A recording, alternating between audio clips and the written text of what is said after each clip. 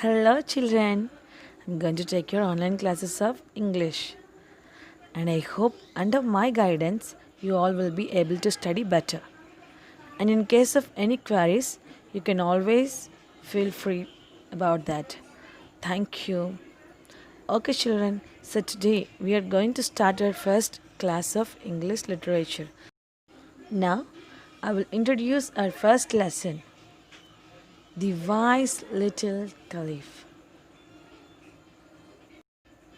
Okay, children, can you tell me what kind of animal is fox? Yes, fox is a cunning animal, clever animal, and cheating animal. And next, can you tell me what kind of a bird is owl? Yes, owl is a clever and wise bird. Okay, children, when you lose your pencil in the class, to whom you will complain? Yes, you will complain to your teacher. Like that, in society, at home, when you lose anything, to whom will you complain? Yes, you will go to the court and complain to the lawyer. And the lawyer argue the case and do favor for us. So today's lesson is depending upon all this. Our lesson name is The Wise Little Caliph. In this story, the little boy Caliph cleverly judged the case. Okay, shall we go to the lesson? Yes. The following story, you'll read about a wise and clever child who helps a ruler judge a case. We usually associate wisdom and cleverness with two different creatures. Do you know who they are? Look at the pictures and write their names. Yes, here. The first one is owl, O-W-L. The second one is fox, F-O-X, fox. Before going to the lesson, I want to introduce the glossary. I want to tell about the glossary. Come, we'll read. First one, trader, a person who buys and sells things.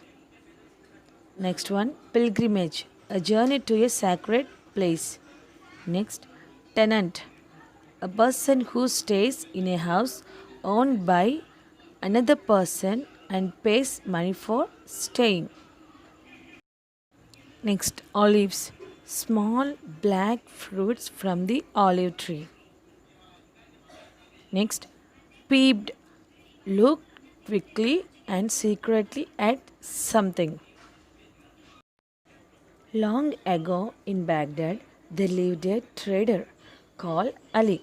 He was a kind and an honest man. He lived in a simple home and went about his business happily. One night, Ali had a dream that he was supposed to make a pilgrimage to Mecca. The dream brought about many changes in Ali's life.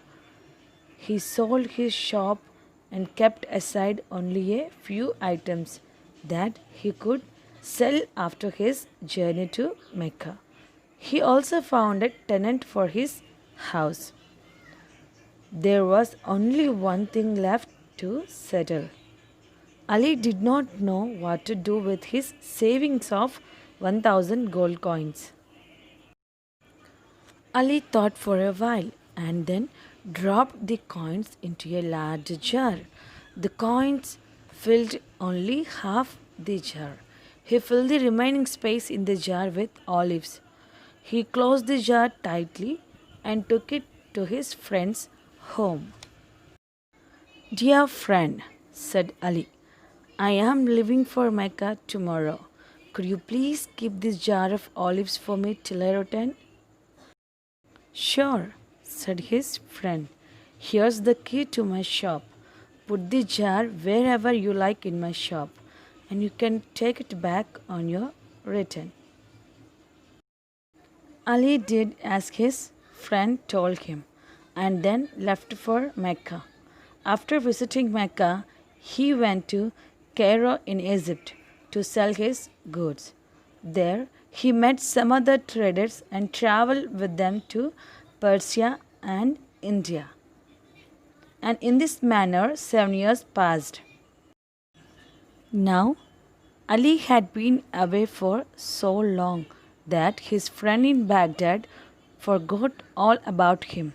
One day, his wife said, I haven't eaten olives for a long time. I wish I could have some now. Olives? Said her surprised husband. I can't get you olives. Ali left a jar of olives with me 7 years ago. I suppose he is dead since he never returned from his journey. You can eat his olives. I will bring them from my shop. He went to his shop, found the jar, and opened it. Yeah! He cried out. The olives on the top were rotten and smelly.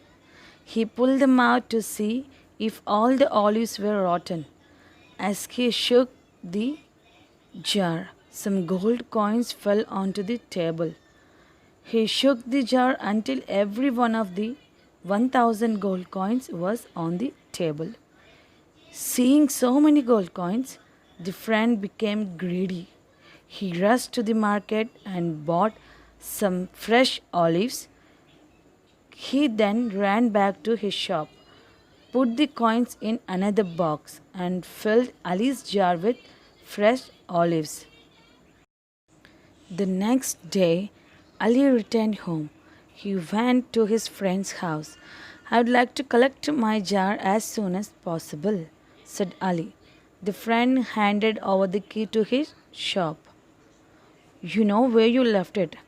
I am happy I could keep it for you all these years.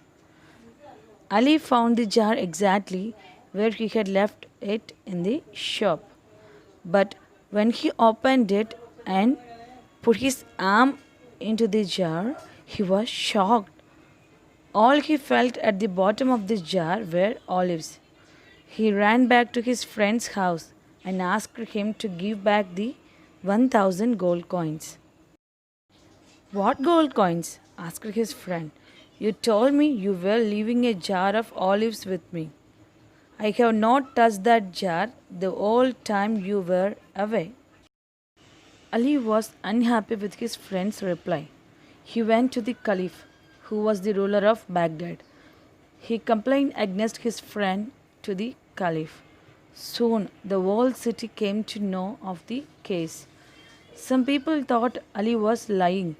Others said that his friend was a thief. How can I arrive at the truth? Thought the Caliph.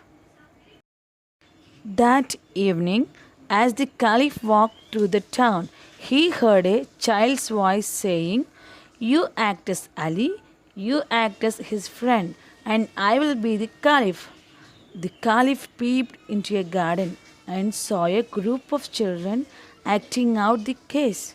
He watched eagerly as the children played their various roles. But then he was surprised to hear the little Caliph say, I would like to taste the olives in Ali's jar.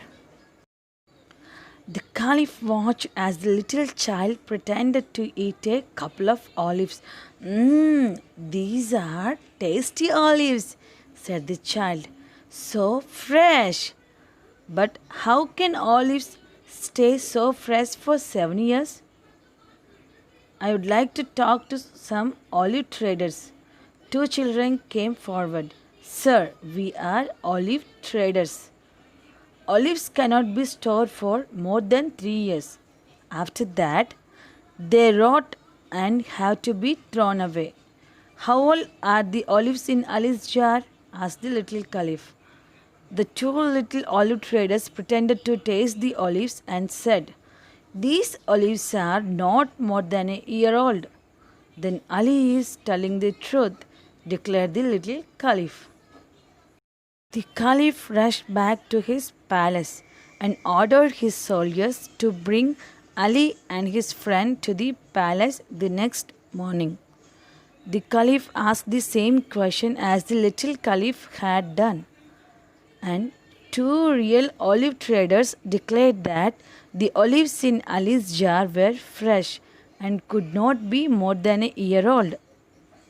You opened the jar, You took the gold coins and you placed fresh olives in the jar, said the Caliph to the friend.